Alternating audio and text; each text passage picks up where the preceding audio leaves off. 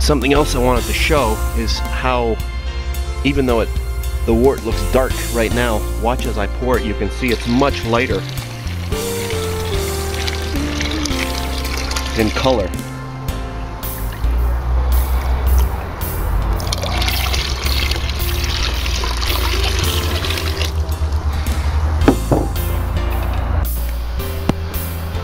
All of the sweet wort is now in the kettle, and I've turned on both elements, so I've got a total of 6,000 watts going in here, and that'll bring that up to boil pretty quickly.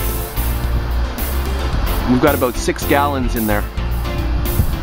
Once it gets up to boil, I'll be boiling for about an hour, and then I'll be adding in hops at different stages, and also a clarifier at the end. Alright, it's 12:40, and we can see the beginnings of the foam starting to appear on the top of the wort. And a little while later, when it just starts to get up to boiling, we'll start seeing a little bit of the hot break. And the hot break is where the material, all of the protein in the wort will start breaking down. There's a lot of protein right now in here which we want to get rid of, and boiling, the first few minutes of boil actually bring this all out of the liquid. It's 12:47 now. We can really see the hot break material starting to really become visible now. We're almost up at boiling now.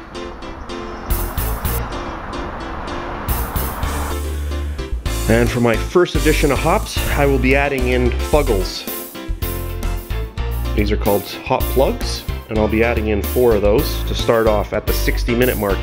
I'll be boiling the wort for 60 minutes. I'll be using those, and in the last minutes between 15, 10, and 5, I will be adding in this kind of hop, which is an EKG hops, and I will be using those. That's good. And that's my yeast here that I'll be using. This is Cephal SO4. Very, very nice for different types of ales, English ales. So that's my favorite yeast there. That's about a pound of that. Anyway, that's it for now. Official hot break at 12:53. It's boiling like crazy now, but we can't see anything.